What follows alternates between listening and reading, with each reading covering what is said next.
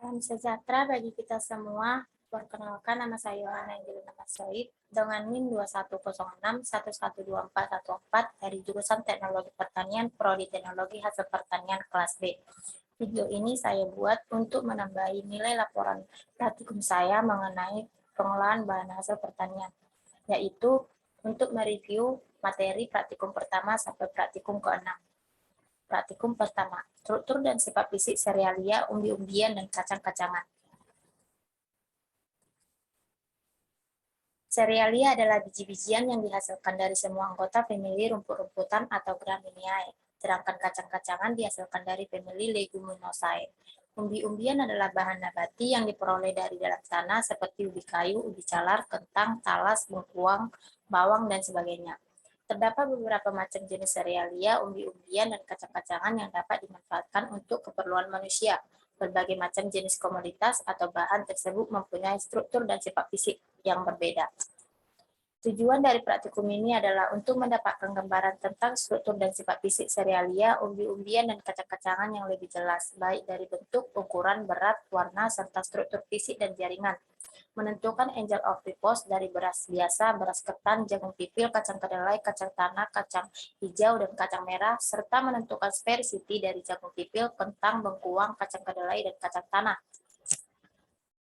Parameter yang diukur atau diamati yang pertama bentuk, kedua ukuran, ketiga berat, keempat warna, kelima struktur fisik jaringan, keenam densitas gamba hanya untuk serealia dan kacang-kacangan saja, ketujuh angel of repose, dan kedelapan sphericity. Praktikum kedua, struktur dan sifat fisik buah dan sayuran serta analisis mutu buah dan sayuran selama penyimpanan. Sayuran adalah tanaman hortikultura. Setiap jenis dan varietas sayuran mempunyai warna, rasa, aroma, dan kekerasan yang berbeda-beda. Sehingga sebagai bahan pangan, sayuran dapat menambah variasi makanan. Contoh dari beberapa sayuran yang dapat dilihat sehari-hari itu wortel, kentang, buncis, kangkung, bayam, kacang merah, dan sebagainya. Buah adalah bagian tanaman hasil perkawinan putik dan benang sari. Pada umumnya, bagian tanaman ini merupakan tempat biji. Dalam pengertian sehari-hari, buah diartikan sebagai semua produk yang dikonsumsi sebagai pencuci mulut, seperti mangga, pepaya, pisang, dan sebagainya. Parameter yang diukur yang pertama susuk berat, kedua perubahan diameter, ketiga susuk volume, keempat bentuk dan ukuran, kelima kekerasan. Adapun kesimpulan dari praktikum ini adalah selama penyimpanan, setiap bahan mengalami respirasi yang menyebabkan susuk bobot, perubahan bentuk, kekerasan, dan susuk volume. Praktikum ketiga, karakteristik fisik akibat pengaruh etilen pada pematangan buah-buahan. Secara alami, tanaman memproduksi hormon untuk mematangkan buah. Proses ini menghasilkan gas etilen yang merambat dari molekul ke molekul yang lain. Hal ini mendasari dalam proses pematangan buah. Karbit yang terkena uap air akan menghasilkan gas etilen yang memiliki struktur kimia mirip dengan etilen alami, zat yang membuat proses pematangan di kulit buah. Etilen adalah suatu senyawa hidrokarbon yang tidak jenuh yang dapat dihasilkan oleh jaringan tanaman dan terdapat pada suhu kamar. Etilen ini berbentuk gas. Senyawa ini dapat menyebabkan terjadinya perubahan-perubahan penting dalam proses pertumbuhan dan pematangan hasil-hasil pertanian. Etilen juga dapat dihasilkan dari karbit. Parameter yang diamati yang pertama warna, kedua aroma, ketiga kekerasan, keempat rasa. Kesimpulan, sebelum penyimpanan, bahan dalam keadaan keras, warnanya masih belum matang sempurna. Setelah dilakukan penyimpanan selama 3 hari, kondisi buah dalam keadaan matang. Hal tersebut dipengaruhi oleh adanya etilen alami dari tiap-tiap perlakuan. Praktikum keempat, karakteristik mekanik bahan hasil pertanian.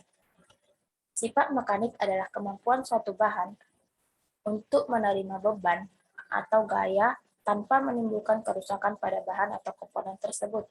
Beberapa karakteristik mekanik bahan hasil pertanian yang penting untuk diketahui, misalnya kekuatan, kekerasan, kekenyalan, kekakuan, plastisitas, ketangguhan, kelelahan, dan strength. Adapun parameter yang diamati yang pertama kekerasan, yang kedua kekakuan. Untuk perlakuan kekerasan, cara kerjanya itu menggunakan bahan pepaya setengah matang, ubi jalar, dan kentang. Diberikan goresan atau luka pada masing-masing bahan dengan panjang goresan kurang lebih 5 cm untuk dua posisi yang berbeda dan kedalaman kurang lebih 1 cm. Kemudian diamati perubahan yang terjadi selama penyimpanan 3 hari, dan setelah itu diambil dokumentasi praktikum. Untuk perlakuan kekakuan, bahan yang digunakan adalah manggis, tomat merah, tomat hijau, dan alpukat yang bagus tanpa adanya cacat. Diukur ketinggian untuk menjatuhkan masing-masing bahan, yaitu dengan ketinggian 1 meter, 2 meter, dan 3 meter. Masing-masing bahan dijatuhkan dari ketinggian yang berbeda. Dicatat waktu yang dibutuhkan benda pada saat dijatuhkan untuk masing-masing ketinggian.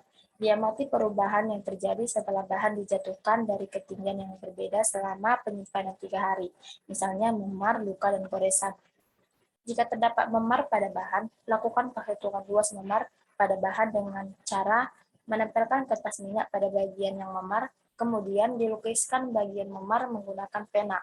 Digunting bagian yang memar itu dan digambar pada kertas minyak. Kemudian dilukiskan hasil guntingan tersebut pada kertas milimeter. Dihitung luas memar bahan pada kertas milimeter tersebut menggunakan rumus luas lingkaran dengan catatan 1 kotak mewakili 1 milimeter. Jika terdapat luka atau goresan, dapat diukur panjang luka atau goresan yang terlihat pada kulit bahan dengan menggunakan penggaris. Lakukan pada semua bahan dengan langkah yang sama, dan setelah itu ambil dokumentasi praktikum. Kesimpulan, bahan yang disimpan selama 3 hari mengalami perubahan yang signifikan di setiap kekerasan dan kekakuannya. Bahan yang dijatuhkan di ketinggian 3 meter mengalami memar yang paling banyak dibanding ketinggian lainnya. Selain itu, pengaruh penyimpanan dan kemasan juga mengakibatkan laju respirasi pada bahan yang membuat beberapa dari bahan busuk setelah penyimpanan. Praktikum kelima, karakteristik fisik telur ayam ras, kampung, dan itik. Telur ayam terdapat 2 jenis, yaitu telur ayam kampung dan telur ayam negeri. Telur ayam kampung harganya lebih mahal dibandingkan dengan telur ayam negeri karena penawarannya yang sangat terbatas dan dianggap lebih berkhasiat. Telur bebek juga ada 2 jenis, yaitu yang berwarna biru dan berwarna putih.